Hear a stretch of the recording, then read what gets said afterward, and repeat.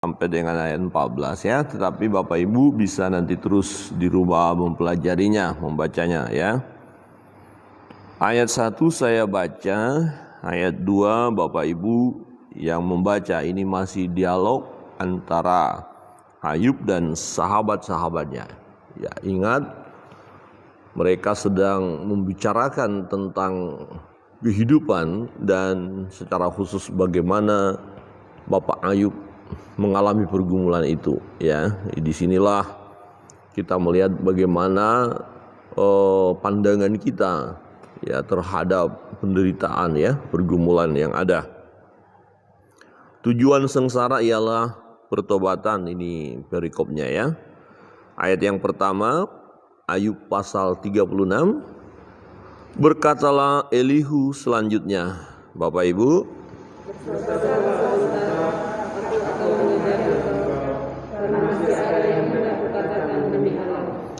aku akan meraih pengetahuanku dari jauh dan membenarkan pembuatku.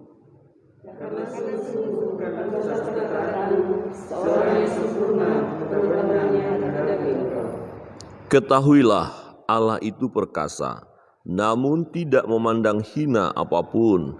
Ia perkasa dalam kekuatan akal budi.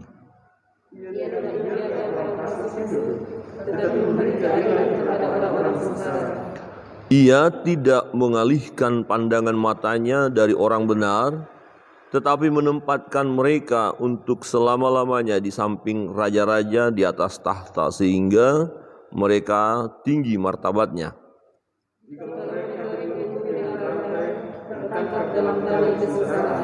Maka ia memperingatkan mereka kepada perbuatan mereka dan kepada pelanggaran mereka, karena mereka berlaku congkak.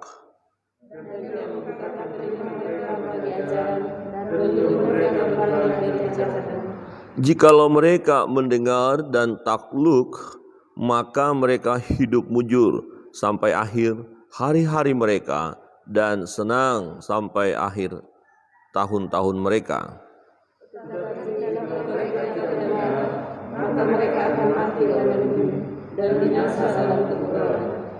Orang-orang yang fasik hatinya menyimpan kemarahan.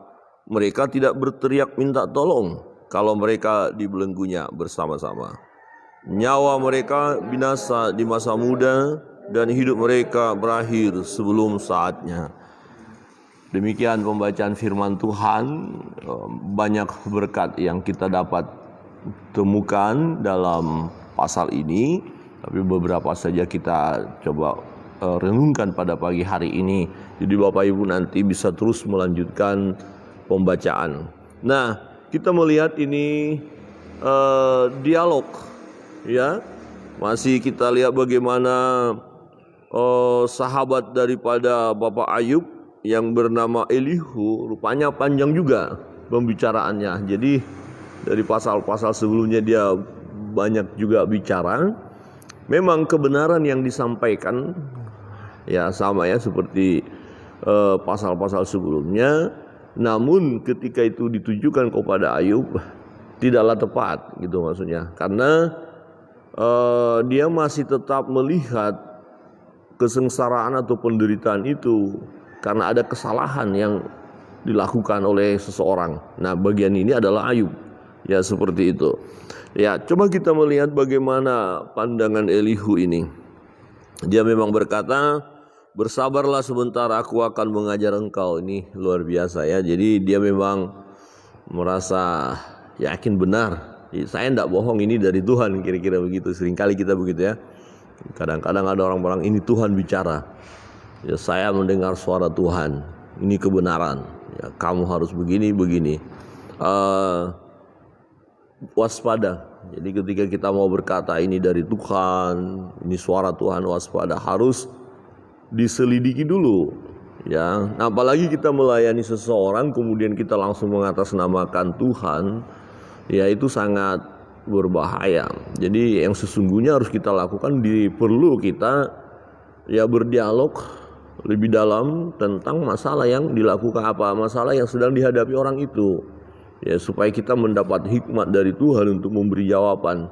Ya, jangan sampai langsung kita mengambil kesimpulan, oh ini karena kamu salah, ya jangan sampai seperti itu. Nah, di ayat 3 berkata, aku akan meraih pengetahuanku, dan kemudian ayat 4, sungguh-sungguh bukan dusta perkataanku, dan seterusnya. Nah, apa yang dikatakannya di ayat 5 menjadi pembelajaran kita. Ketahuilah Allah itu perkasa. Ini kebenaran. Allah itu perkasa, amin. Allah itu perkasa, Allah itu hebat, Allah itu berkuasa, Allah itu kuat, dahsyat, ya. Allah itu perkasa, namun tidak memandang hina apapun. Benar? Menurut Bapak Ibu, apa Allah memandang hina? Ya, apapun, siapapun, keadaan apapun. Kalau kita belajar hati Allah kepada manusia, sekalipun manusia itu sudah jatuh dalam dosa, Allah tidak memandang manusia itu sebagai pribadi yang hina. Amin. Justru dia adalah objek kasih Allah. Nah, berkali-kali kita sudah belajar firman Tuhan bahwa Allah tidak menghendaki kematian orang fasik. Itu karena kasih Tuhan. Ya, karena kasih Allah itu sendiri. Bahkan dikatakan karena begitu besar kasih Allah akan dunia, ya dunia yang sudah jatuh dalam dosa itu, sehingga ia menyerahkan putranya yang tunggal, yaitu Yesus Kristus, ya, supaya setiap orang yang percaya kepadanya tidak binasa melainkan beroleh hidup yang kekal. Jadi diserahkan putranya. Berarti Allah tidak memandang hina ciptaan itu. Ia perkasa dalam kekuatan akal budi. Ya, dialah hikmat itu. Ya, Allah tentu bijaksana. Hikmat, tidak ada tindakan Allah yang salah. Tidak ada keputusan Allah yang keliru. Kita akan sangat-sangat tidak sempurna. Kadang-kadang keputusan kita, waduh keliru banget. Kita pikir itu sudah yang terbaik, tetapi kenyataannya tidak. Tetapi Allah tidak. Ia perkasa dalam kekuatan akal budi, pengertian, hikmat, pengetahuan. Ya dia punya. Dia sempurna. Tuhan itu sempurna. Kemudian ia tidak membiarkan orang fasik hidup. Nah, ini perlu kita renungkan ini. Ya, ia tidak membiarkan orang fasik hidup, tetapi memberi keadilan kepada orang-orang sengsara. Oh, kita berkata kalau Tuhan tidak membiarkan orang fasik, wah faktanya orang fasik itu hidup itu bahagia kelihatannya. Ya bahkan mereka pasal-pasal sebelumnya mereka berkata, apa untungnya kita menyembah Allah? Apa untungnya kita datang kepada Tuhan? Kok Allah diam saja? Nah, kita sudah tahu jawabannya, bahwa ada waktu bagi mereka memang mereka akan lenyap. Dan lebih mengerikan lagi adalah mereka akan mengalami kematian yang abadi, siksaan kekal, yaitu neraka. Ngeri kali itu. Ya, tetapi Allah tidak merancangkan mereka untuk masuk neraka. Orang fasik itu tidak dibiarkan Allah masuk neraka. Itu sebabnya ada hamba-hamba Allah, nabi yang menyampaikan kebenaran kepada mereka. Ada suara kebenaran, ada firman Allah. Dan itu berlaku sampai sekarang. Ada orang-orang fasik yang melakukan kejahatan, tetapi kasih Tuhan bagi mereka tetap berlaku. Ya, ada hamba-hamba Tuhan yang menyuarakan kebenaran, yang menyampaikan firman Allah. Masalahnya mereka mau mendengar atau tidak. Ya, mau bertobat atau tidak. Nah, ketika mereka tidak mau bertobat, ya tentu kematian. Dan tetapi memberi keadilan kepada orang-orang sengsara, iya benar. Tuhan akan berikan keadilan itu. Nah, bahkan dikatakan kalau karena iman kita menderita, ya kebenaran firman katakan apa? Anggaplah itu sebagai keuntungan. Lebih baik kita menderita karena kebenaran daripada menderita karena melakukan hal yang jahat. Kalau kita menderita karena hal yang jahat itu memalukan. Nah, kita melihat berarti Bapak Ayub menderita bukan karena kejahatan. Jadi dia tidak perlu malu. Walaupun ada tuduhan, Pak Ayub, kau dosa yang kau lakukan. Ya inilah kelemahan kita, kita harus jujur sebagai manusia. Seringkali kita mengambil kesimpulan seperti sahabat-sahabatnya Pak Ayub itu. Ya, tadi kita lihat orang ini, sukses, hebat, luar biasa. Ya, dia adalah, kita tahu dia adalah orang yang setia juga kepada Tuhan. Kemudian hidupnya, waduh, merosot banget ya. Nah, yang seringkali kan kita lihat dari sisi jasmani. Ya, pekerjaannya nggak ada lagi. Hartanya mulai habis. Makan saja sudah susah dia. Padahal dia sering berdoa loh. Kita bilang nggak mungkin ada dosa itu yang disimpan. Nah, kemudian kita coba melayani. Seperti sahabat-sahabatnya Ayub. Kemudian kita katakan, bro, bertobat bro. Sis, bertobat sis. Sakit hati mereka. Ya, atau kita bilang berdoa, sudah berdoa. Kau doamu itu kosong. Kemarin, doamu doa hampa. Tidak berbobot doamu. Wih, hebat kali itu. Kalau saudara coba katakan kepada orang yang sudah berdoa, terus kita bilang, Pak, Bu, doamu nggak berbobot. Saya pikir, gimana doa yang berbobot? Harus ke suara besar, teriak, baru berbobot. Bukan. Ya, doa itu kan dari hati ya. Doa orang benar apabila dilakukan dengan sungguh-sungguh, dengan iman, dengan keyakinan. Jangan ragu-ragu. Saudara yang terkasih dalam Tuhan, betul orang sengsara diperhatikan Tuhan. Sebenarnya bukan hanya orang sengsara, semua diperhatikan Tuhan. Nah, apakah orang-orang yang tidak sengsara tidak diperhatikan Tuhan? Jadi ada juga anak-anak Tuhan tidak harus mengalami kesengsaraan. Dia tetap diberkati dengan berlimpah, bahkan jadi berkat. Maka dikatakan ketika kita diberkati dengan berlimpah, kita harus jadi berkat. Kebajikan ya, dan kemurahan ada pada kita. Jadi kalau kita akhirnya ya diberkati sehingga kaya, tidak masalah. Tetapi bukan untuk kepuasan diri kita. Bukan untuk kegagahan kita, tapi cobalah berbagi. Saat ini saya mau katakan, dibutuhkan orang-orang yang diberkati Tuhan dengan kekayaan. Perlu. Supaya apa? Supaya mereka dapat membagikan harta mereka kepada orang-orang yang sedang mengalami kelaparan, sedang mengalami kesusahan. Saya membaca banyak kesaksian-kesaksian yang tadinya bekerja bagus, ya karena pandemi ini akhirnya sampai, luar biasa lah pergumulannya. Tetapi karena mereka adalah orang-orang percaya, selalu berkata, kami percaya Tuhan pelihara, masih hidup. Ya ini luar biasa ya, masih ada nafas, masih bisa memuji Tuhan. Itu sesuatu yang luar biasa. Coba lihat kiri kanan Bapak Ibu, masih hidup. Masih hidup, memang walaupun pakai masker susah bernapas, tapi paling tidak masih hidup. Itu jauh lebih indah. Ayat 7, ia tidak mengalihkan pandangan matanya dari orang benar. Amin.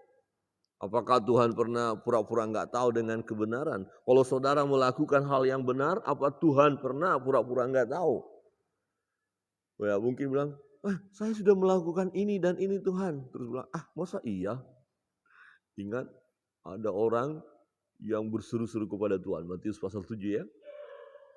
Aku sudah berseru, bernubuat, melayani, ya demi namamu. Dia menganggap dirinya sudah melakukan hal yang benar, tapi Tuhan bilang, enggak, kau lakukan yang jahat, enggak layak masuk kerajaan surga. Jadi kita enggak perlu ngaku-ngaku berbuat baik. Tuhan tahu kok. Enggak harus kita pamerkan, kita tunjukkan, teman-teman, saya berbuat baik loh. Teman-teman, saya ada sumbangan besar untuk pekerjaan Tuhan ini loh. Enggak usah. Apa yang dilakukan atau diberikan tangan kanan tidak usah diketahui tangan kiri katanya ya. Artinya tidak usah pamer. Tidak usah pamer. Jadi Tuhan tidak mengalihkan kok. Ya. Nah, bagaimana kalau sudah Tuhan tahu melakukan kebenaran, kok ada penderitaan? Nah, ini lagi-lagi persoalannya di situ. Inilah pergumulan Ayub dan sahabat-sahabatnya untuk memecahkan misteri ini, misteri kehidupan ini. Jadi kita bersyukur melalui kitab Ayub, melalui pengalaman hidup Bapak Ayub kita akhirnya ngerti. Oh, bukannya Tuhan mengalihkan pandangannya dari kita sebagai orang benar. Bukan. Tuhan tidak pernah melepaskan kita. Nah, ada misteri yang luar biasa di awal sudah kita lihat. Dan ini adalah peperangan rohani. Nah, itu yang sedang terus kita jalankan. Karena ada musuh yang mau terus menjatuhkan kita. Dan salah satu caranya adalah membuat orang itu menderita. Jadi kalau saudara menderita, hati-hati. Kemungkinan kita bisa mengeluh, kecewa, putus asa, kemudian berkata, Tuhan, mana pertolonganmu buatku? Aku kan sudah lakukan kebenaran. Tampaknya dia mengalihkan pandangannya ke tempat yang lain. Tidak. Dia selalu memandang kepada orang benar. Tetapi menempatkan mereka untuk selama-lamanya di samping raja-raja di atas tahta sehingga mereka tinggi martabatnya. Nah, ini kebenaran, tetapi ada satu misteri. Gini, maksudnya begini. Oh, kalau orang benar itu pasti posisinya naik. Semuanya hebat. Nah, misalnya begini, waktu Ayub diberkati berlimpah-limpah, ini loh orang benar itu seperti itu. Maka iblis kan berkata sama Tuhan, ya dia kan menyembah engkau, dia hidupnya saleh karena engkau berkati, karena engkau jaga, karena engkau lindungi dia, engkau proteksi demikian rupa. Coba dia enggak punya ya harta, coba dia mengalami penderitaan. Ya. Jadi pandangan orang memang banyak ya. Oh, kalau kita orang benar, pastilah diposisikan Allah sedemikian rupa. Ya, mungkin Bapak Ibu pernah mendengar namanya teologi kemakmuran. Jadi kalau Ibu Nia sebagai pengurus gereja belum punya mobil, imannya Ibu belum ada, Bu. Rasanya Ibu Nia sakit hati, awas Pak Pendeta. Nah, ajaran itu kan enggak betul. Karena iman seseorang tidak diukur dari apa yang dimilikinya, hartanya, bukan. Bagaimana kesetiaan kepada Allah, mempersembahkan hidup yang benar, menyembah Tuhan. Nah, itu persoalan di sini. Jadi kalau kita akhirnya diberkati oleh Tuhan, itu memang janji Tuhan. Tetapi jika diizinkan pun mengalami penderitaan, bukan berarti Tuhan tinggalkan kita atau kita kurang iman. Bukan. Ya, ini penting Bapak Ibu Saudara yang ada di rumah, mungkin juga hari ini mengalami pergumulan, penderitaan, mungkin sudah berdoa. Ya, ada yang sakit berdoa, Tuhan tolong. Enggak Tuhan tolong juga. Kira-kira Tuhan dengar enggak ini? Apa betul ada mujizat enggak ini? Oh, ini kita bisa bimbang, mulai tergoncang. Belum lagi ada yang menyebut diri sebagai orang Kristen ya. Anak-anak Tuhan, dia berdoa, makan obat juga berdoa. Karena enggak kunjung sembuh, kemudian ada sahabatnya berkata, bro, ada di sana. Nanti malam kita ke sana. Cukup bawa ayam hitam.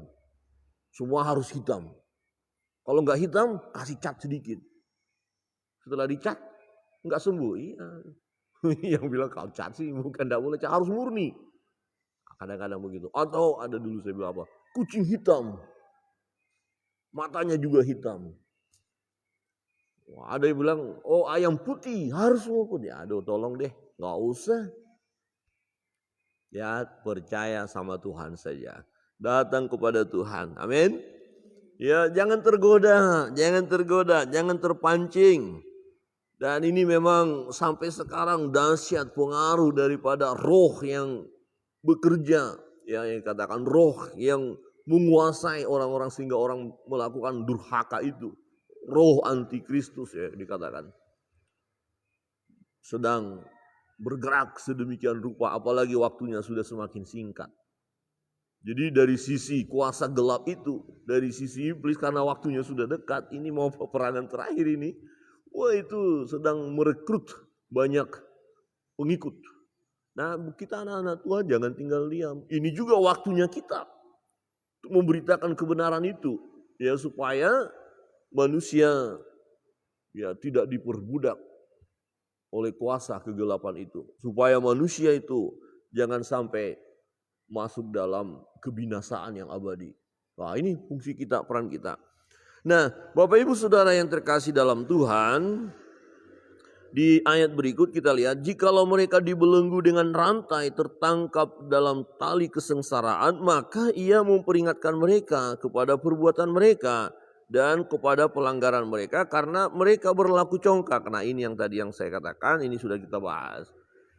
Ya, di satu sisi ini kebenaran. Kalau memang kita berdosa, ada kesalahan kita lakukan, kemudian kita terbelenggu atau ada disiplin dari Tuhan, memang bisa jadi peringatan bagi kita. Tuhan, apa dosaku Tuhan?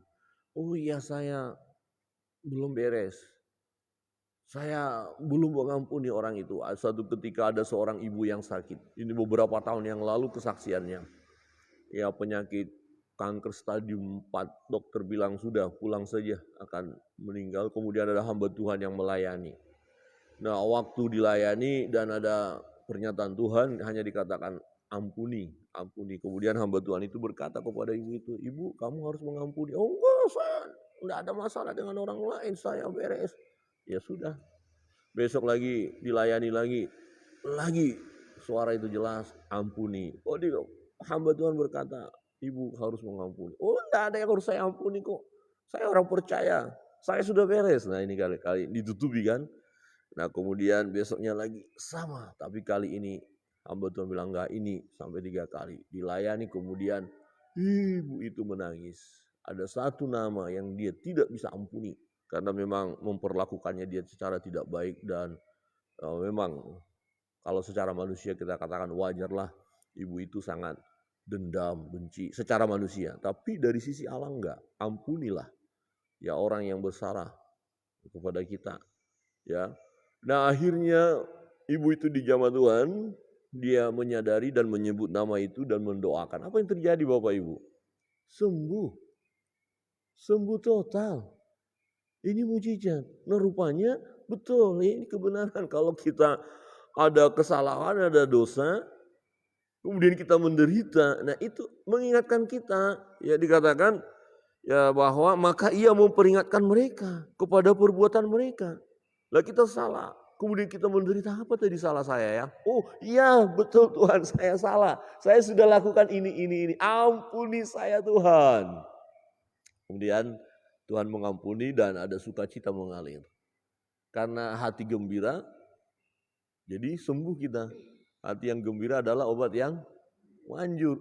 Nggak ada beban. Nah rupanya pikiran-pikiran yang kacau, balas dendam, sakit hati itu membuat rusak organ-organ tubuh kita ya. Betul sakit secara medis sakit.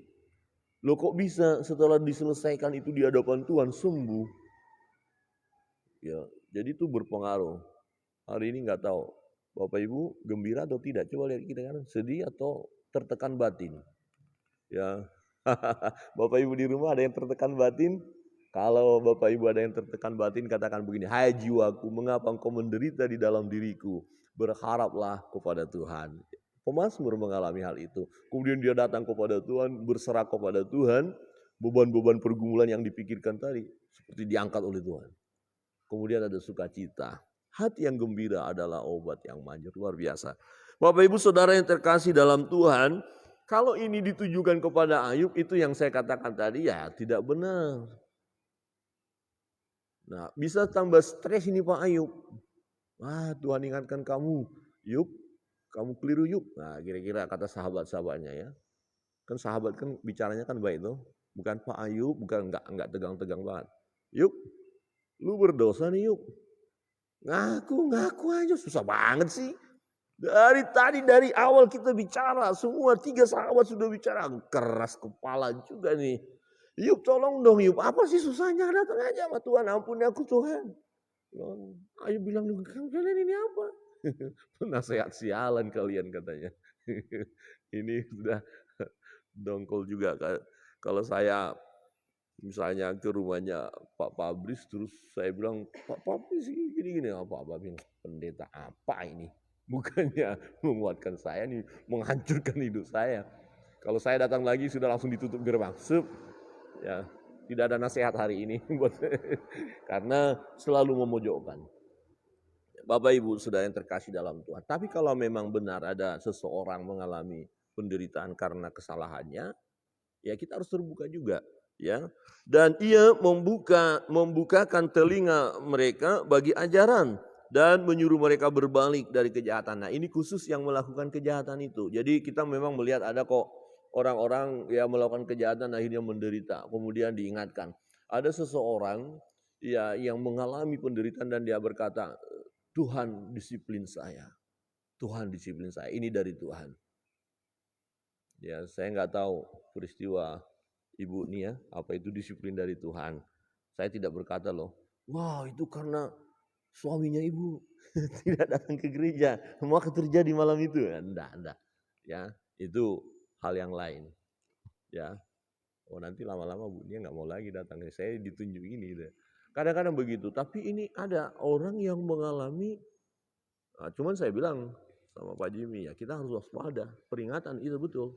Kadang-kadang kita tahu ya orang baik-baik sama kita nggak tahu. Ya rupanya mau seret kita ke tempat yang lain. Nah, jangan hati-hati harus tetap waspada. Ya berjaga-jagalah firman Tuhan. Berjaga-jagalah senantiasa. Berawas-awas. Jadi dikatakan kalau memang seseorang melakukan hal yang jahat, saudara misalnya melakukan dosa kemudian didisiplin oleh Tuhan, bersyukurlah. Terima kasih Tuhan, Engkau sudah ingatkan aku. Aku tahu penderitaan ini, kesusahan ini memang karena salahku Tuhan. Aku mau memperbaiki diriku Tuhan. Ya aku tidak lagi mau terus melakukan hal yang jahat itu. Itu yang dimaksud di sini. Jadi dan menyerukan mereka berbalik dari kejahatan mereka. Jikalau mereka mendengar dan takluk maka mereka hidup. Jadi karena kesalahan kita menderita, kemudian kita bertobat, maka Tuhan pulihkan. Ya, itu. Dan mereka hidup sampai akhir hari-hari mereka dan senang sampai akhir tahun-tahun mereka. Itu sebabnya dikatakan kalau Tuhan mendidik kita, ya bersyukur. Memang tidak enak ketika ganjaran itu diberi, tapi mendatangkan hasil yang indah, yang manis. Adakah seorang orang tua yang melihat anaknya melakukan hal yang salah membiarkan? Tidak. Pasti didisiplin untuk kebaikan. Kiranya kebenaran firman Tuhan menolong kita. Kita ingat Allah kita Allah yang maha kuasa, perkasa, ajaib, dia adil. Dia perhatikan kita. Dia tidak pernah tinggalkan kita loh. Ya, perhatiannya ada pada kita. Dan jikalau memang ada di antara kita Bapak Ibu mengalami berbagai pergumulan, penderitaan, kesulitan, mungkin juga sakit karena ada kesalahan. Saya tidak menuduh, oh Anda salah, tidak. Selidikilah masing-masing diri kita di hadapan Tuhan. Jikalau memang ini cara Tuhan mengingatkan kita akan kesalahan kita, ya bertobat. Datang kepada Tuhan, merendahkan diri kepada Tuhan, dan serahkan diri kepada Tuhan. Kiranya Tuhan memberkati kita akan masuk dalam doa-doa kita. Bapak Ibu kita akan berdoa bersama.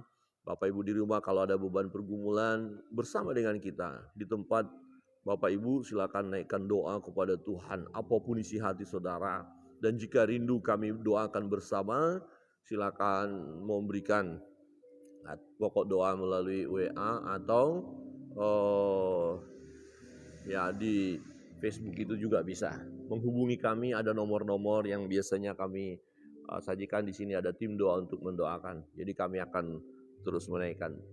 Bersyukur juga ada seorang ibu, saya bisa sebut namanya Ibu Dinda, yang rindu didoakan untuk mengalami mujizat Tuhan. Jika Ibu Dinda pagi ini mengikuti, percayalah ketika kita datang kepada Tuhan, berseru kepada Tuhan, Tuhan Yesus sanggup menyembuhkan.